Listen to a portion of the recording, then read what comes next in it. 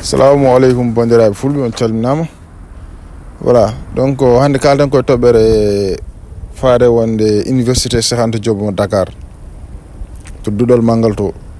Donc bandiraɓe men rewɓe miñiraɓe men e tout goni toon koreji men, donc ɓiɓɓe Sénégal naɓe foof.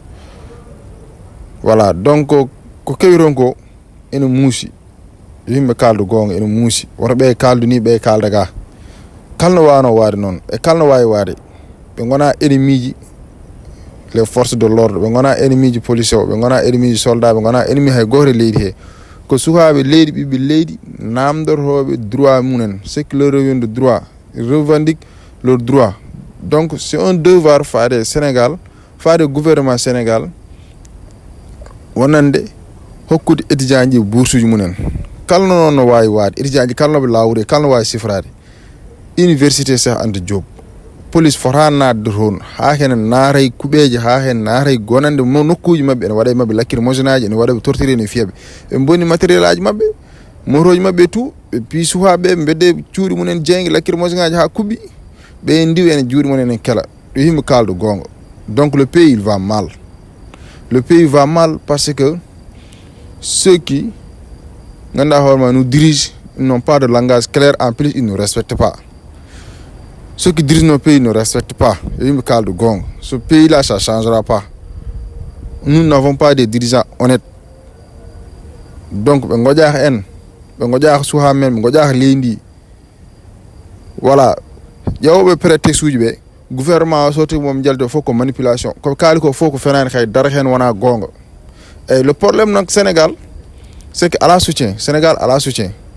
Ce que il faut que étudiants yi njaltat ndendemeɓe xarande, mais à chaque fois étudiants yi sont joguima xare population yaltata. C'est ça le problème. Le vrai problème c'est que les étudiants ils sont tout le temps seuls. Quand ils revendiquent ce qui leur revient de droit, ils essaient de réclamer leur devoir, ils sont seuls, personne ne leur soutient. La population sénégalaise n'a jamais soutenu les étudiants, et depuis lors jusqu'à présent la population devait sortir faire une marche soutenir les étudiants, mais on ne l'a pas vu. C'est pas tout à fait normal. Donc nous devons soutenir nos étudiants. Ces étudiants-là, ce sont nos enfants, ce sont nos frères, ce sont nos sœurs. Ce qui leur fait mal doivent nous faire mal nous aussi. On doit soutenir ces étudiants-là. Et pourquoi pas jusqu'à présent, Sénégal, que ça soit Maoubé ou certaines responsabilités, personne n'est sorti, personne pour soutenir les étudiants-là. À part ça, quand ils étaient derrière son camarade est en train de parler de ce qu'il pense. Et puis c'est pas important. Tout ça là, c'est pas le plus important. Le plus important que la population. Si ça va pas, il va soutenir la population, il va soutenir le peuple. Pourquoi pas le peuple va soutenir les étudiants? Nous devons soutenir ces étudiants. Nous devons sortir, manifester, revendiquer. C'est leur devoir. Donc le gouvernement là, il ne nous respecte pas. Comme quand c'est des manipulations, ça n'existe pas. Et puis les forces de l'ordre, ils ne respectent pas. Ils sont minables. Donc nous devons soutenir ces étudiants-là, nos étudiants, nos enfants, nos soeurs. Parce que le Premier ministre, le Président de la République, le ministère de l'Intérieur, le ministère de l'Enseignement supérieur, il n'y a pas leur fils là-bas. S'il y avait leur fils à l'ICAD, au niveau du campus social, jamais ils auraient donné ces ordres-là. Et puis la police nationale, eux, ils ne respectent pas.